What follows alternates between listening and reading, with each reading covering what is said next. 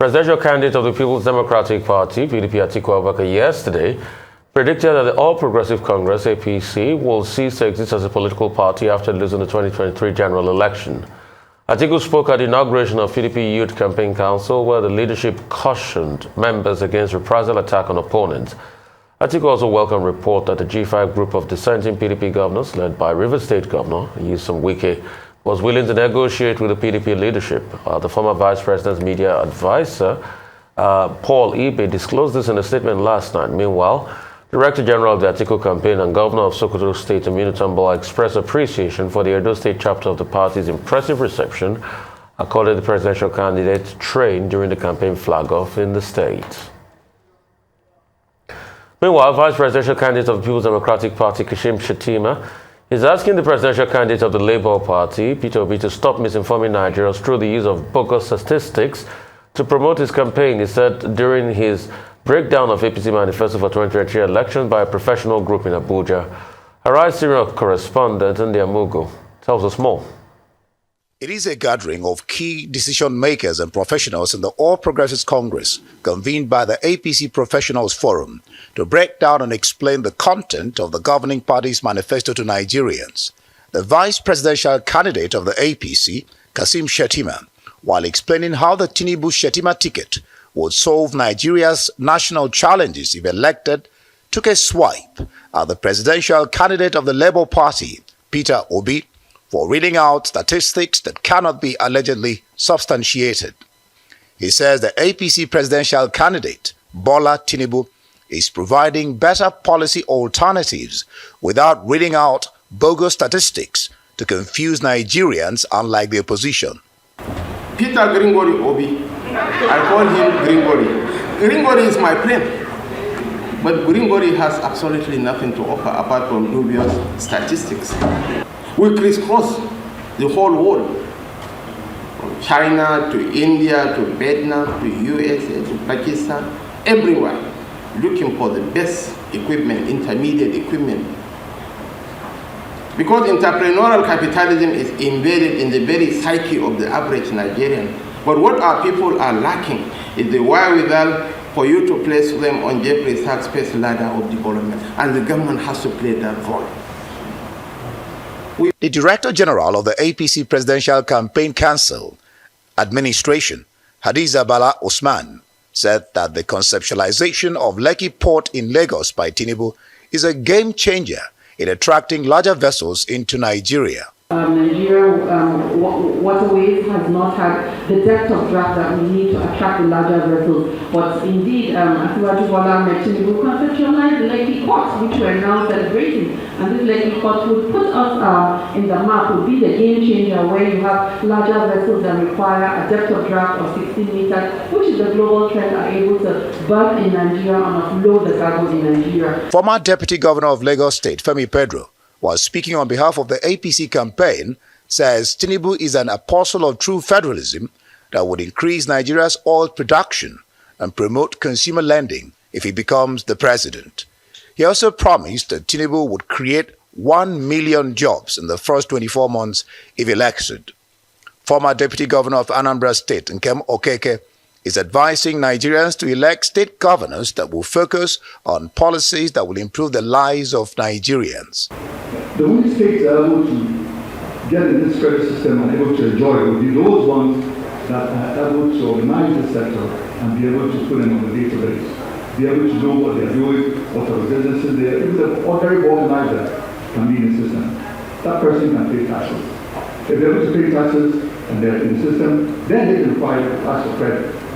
Chairman of the APC Professional Forum and former governor of Bauchi State, Issa Yuguda, says the forum was formed to strategically contribute robust policy ideas to the ruling party that are channeled towards national development. The APC Professional Forum, under my chairmanship, is determined to deliver to the Nigerian public through this symposium program an in-depth and critical analysis of Asiwaju manifesto.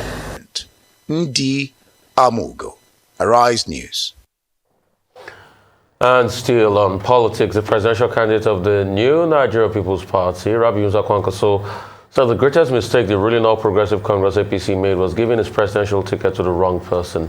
He said it at an old presidential lodge in the Abakaliki area, Ebonyi State capital, where he inaugurated his presidential campaign. Kwankwaso, who's also a former governor of Kano State, says the experience that the nation has under the People's Democratic Party administrations have worsened the last 7 years' reign of the APC. I mean, a lot to unpack, Dr. Bati, this morning. Okay, yeah, well, quite a number of issues. Where do we start from? Maybe we should start from the running mate of the presidential candidate of the All Progressives Congress, who was referring to Mr. Peter Obi as Geringori. I was saying, I call him Geringori. And I went on to say that he has nothing to offer but dubious statistics. And he was saying also in that regard that his candidate, his presidential candidate is much better, and there is a difference between daylight and darkness, right? Kashim Shettima was speaking at an APC professional forum. One, yes, he will want to promote his own candidate, but I think that trying to ridicule the candidate of the Labour Party is not the right way to go. We've been saying that a peace accord that was signed by these political parties and their leaders was meant also in terms of the expectation that they will conduct their campaigns with civility, with decency, with absolute common sense, and after the fashion of gentlemen. But Kashim Shettima will seem to have been acquiring a reputation as a man, if their ticket loses, who will find a good place in Nollywood, because he keeps coming up with all these jocular things that seem, off-key, off-color. And maybe there will be a role for him in Nollywood, just in case, his ticket with Asiwaju Bola Ahmed Tinubu does not win. This is the same, running mate candidate who said that Vice President Osinbajo is a nice man who will be better off selling popcorn and ice cream. Subsequently, he attacked Peter Obi and said Peter Obi should not think he can become president for wearing two clothes all over the place and claiming to have just two wristwatches. Now, can Kashim Shettima please focus on the issues and refrain from this, habitual attack on personalities? It may look, funny to his crowd, to his audience, but look, that's not the spirit of this contest, and it's not the spirit that should be promoted, particularly now that we're beginning to see ample evidence of violence, eruption of violence, both verbally and physically within the political landscape. Now, the point that he made, that Peter Obi has nothing to offer, of course, that is not true. Peter Obi has a lot to offer. He may not have released the manifesto of his party yet, but in terms of his engagement within the public space, with the media, with his own supporters, with the statements that he makes, yes, he has something to offer. He's proposing the emergence of a new Nigeria. A new Nigeria where mediocres will be retired. Those that he says, have not offered anything to Nigeria, despite the opportunities that they have been given since 1999, as he puts it, and how he represents, and the Labour Party represents an alternative. One of the key points that has been made by Peter Obi of the Labour Party is that he intends to move Nigeria from consumption to production. Another point that Mr. Peter Obi has been making on the campaign stumps is that, look, he will address the challenge of subsidy. He has also said very clearly that he will deal with corruption and that all the people who have sabotaged Nigeria will be dealt with. Well, I'm not part of his campaign. I'm just trying to give an enlightened report of what he has been saying in the political domain. And that's a challenge for Kashim Shettima, the running mate of the All Progressives Congress. He shouldn't listen alone to himself. Before he criticizes other political candidates, he should listen to them too, so that he can have enough information about what other contestants are saying. It's not enough to just come and talk about popcorn and ice cream and talk about wristwatches and having two clothes. No. That's beneath him. That's infra dignitatem. He should focus more on issues, and he has the capacity to focus on issues as a man who is well educated, as a man who reads. He shouldn't descend to the level of these surrogates who demonstrate absolute lack of intellect on social media. That's that about what Kashim Shettima said. Now, to go to what was said at the Youth Campaign Council in Abuja on Thursday about the People's Democratic Party. Well, at that occasion, the presidential candidate of the PDP was quoted as saying that the APC will be retired in 2023 and that the APC is an alliance between the CPC and Tinubu's party. Well, he got that wrong. If I fact check him, I'll say one, he got that wrong. It was an alliance of the CPC, the relic of the AMPP, the Tinubu party, as he called it, and also what was called the new PDP. That was the nature of the alliance. So it wasn't just about CPC and Tinubu's party. Number two, he says the PDP is the only true and longest surviving and oldest political party in Nigeria. That is not true. I hope that, maybe Waziri Atiku Abubakar was misquoted. He himself said that the PDP is 25 years old. But in this race, out of the 18 political parties in this presidential race, we have the the People's Redemption Party. The People's Redemption Party is older than the People's Democratic Party. It was founded in 1978, ahead of the 1979 general elections, in which Malam Aminu Kano was the presidential candidate of that party. So that, again, is factually incorrect. And it's also incorrect to say we are the oldest political party in the history of Nigeria. The PDP was founded just in 1998. So where do we put parties like the NNPC, like the Otuedo, like the NNDP, like even the Action Group? Parties that have been there even during the colonial times and the post-colonial era. Waziri Atiku Abubakar says, we would push out the APC. Well, okay, that's political rhetoric. That will be determined in terms of the decision that the Nigerian people decide to make at the end of the day. And then, of course, there was one other story. The APC giving his ticket to a wrong person. Kwankwanso, the candidate of the NNPP, was said to have said so in Abakaliki. And he said, he's so glad that the APC chose the wrong person and that the APC would have been better off if it had chosen Governor Dave Umahi of Ebonyi State or Governor Nyesom Wike of Rivers State. Well, it is not in his place and it does not lie in his mouth to determine who the other political candidates, your political parties choose. He's in this race against Asiwaju Bola Ahmed Tinubu of the APC. That's the person the APC has decided to choose. So let him have his own strategies. Political rhetoric saying the other party chose the wrong person. Well, he's not a member of the APC. He didn't participate in their primaries. They chose the person they wanted to choose. So he should focus on his own strategy. And he says the NNPP is the party to beat. We don't expect him to say anything otherwise, but everyone should be reminded. We expect focus on issues. We expect that every political party will conduct very civil, very decent campaigns. 3, we expect that the system and the political parties will be reminded that in the 2023 general elections, what we are interested in as the ordinary people of Nigeria is the Nigerian people, the Nigerian electorate, being allowed to make an informed choice. Anything less of that will be a violation of the democratic principle and the entire integrity of the electoral process. All right, I have a very good one, Dr. Bati. I'll start with what Kashim Shettima said. Excuse me. I think it is very sad when vice presidential candidates have no other thing to do than to abuse their opponents and use racial slurs. And I take very strong exceptions to him saying the candidate of the Labour Party is Gringori.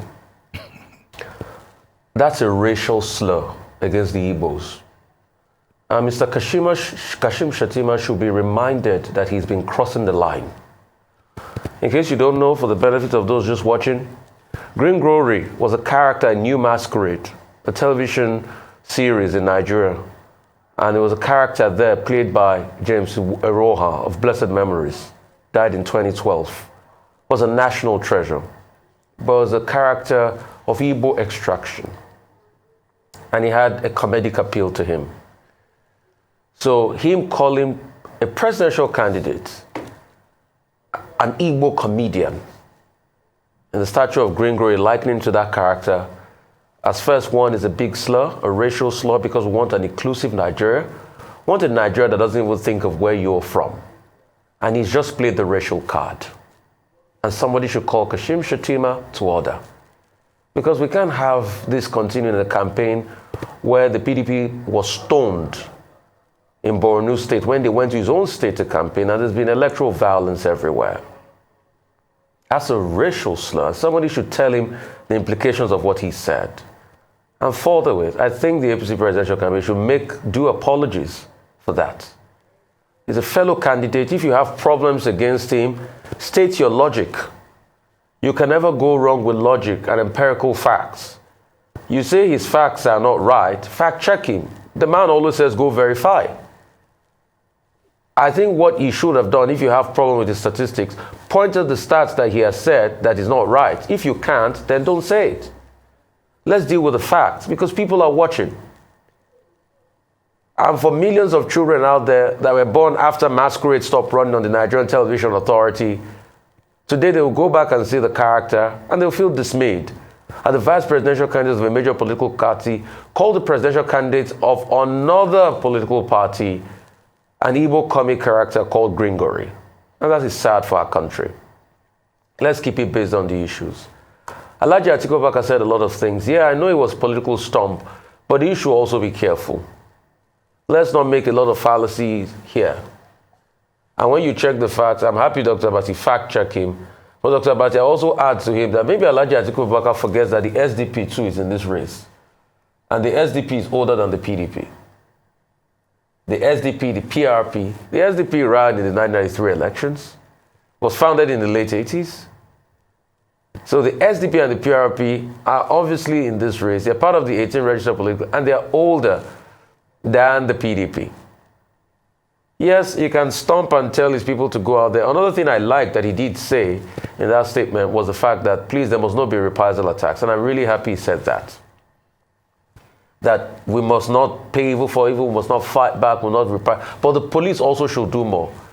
And the police in Borno State that denied the attack, I'm sure they're beginning to see that it falls on them to do more. And that's why I'm happy about what the IG did yesterday. He stepped into the situation.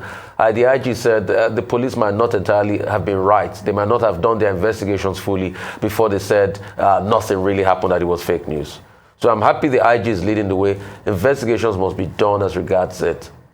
And the association he talked about, like Dr. Bati stated, there was also APGA, a faction of APGA too, was part of the alliance. So it was not just the CPC and the APC. There was AMPP, there was part of PDP, there was part of APGA in the alliance. And it was a big alliance that formed, what's it called? And Mr. Kwankwaso that is saying that some people had the wrong candidates. I don't know what he's talking about. The facts are on ground. Mr. Bola Tinubu won overwhelmingly in the APC primaries. He won overwhelmingly. That means he was the best candidate for them at the point in time. You might have disagreements with him, but you can't fault his party that voted overwhelmingly for him to represent them as the presidential candidate. I think what Mr. Kwankwaso should focus on are his issues. And the issues of the things he's going to do for Nigeria, not the tokenism. Why was he saying that? That's, Umahi will have been a good choice because it was in a Ebonyi state. Anyway, that's political tokenism, and we can see through all of that. People should focus on their focus, like they say in Nigerian parlance. As Nigerians prepare for 2023 elections, politicians have been challenged to play by the rules of the game to avoid violent clashes during elections. Inspector General of Police Usman Akali Baba made the appeal during the weekend ministerial briefing at the presidential villa, where he gave an update on the status of internal security operations and police reform. State House correspondent Adeso Mowa reports. A big picture worth 1,000 words. Scenes from a campaign rally of the major opposition political party, PDP, in Borno State. This is not the first during this election cycle, as Nigerians prepare to elect President Muhammadu Buhari's successor next year, and there are fears it may not be the last. The police chief says politicians must shun violence and play by the rules, while adding that a team has been set up to investigate the Borno incident. It takes two to tango. There are laid down means and ways, procedures to do rallies and campaign. On our part, we have gone out to appeal to politicians to play the game by the rules, and at the same time allow us to regulate political processions, campaigns and rallies to avoid clashes and so forth.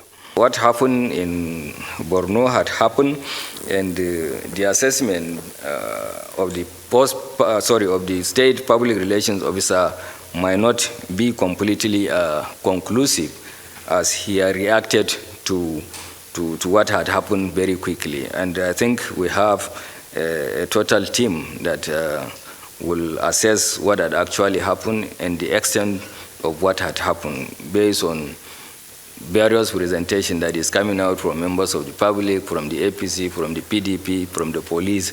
So you need to have more information. There are also allegations of high-handedness against political opponents by special security outfits created by state governors. So while these outfits have been created to checkmate crime and criminality, we have also told them that they are not to be used for politicking or to be used for political reasons.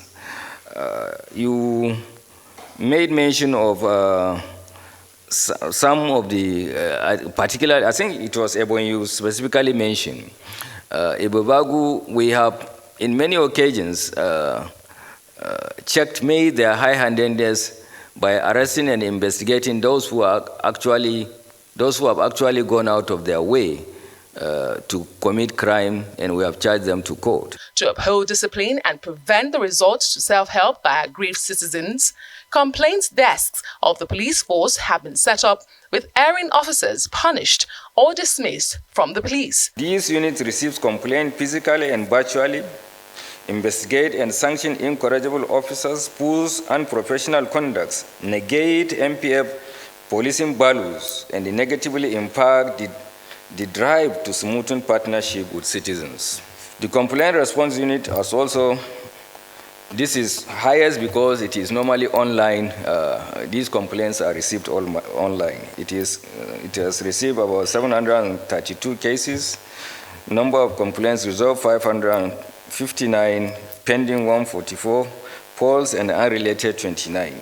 The police chief describes the security situation in the country as reasonably stable, while revealing that there's an increased presence of officers along Nigeria's busiest highway, Lagos-Ibadan Expressway, which has witnessed an increase in the cases of kidnapping.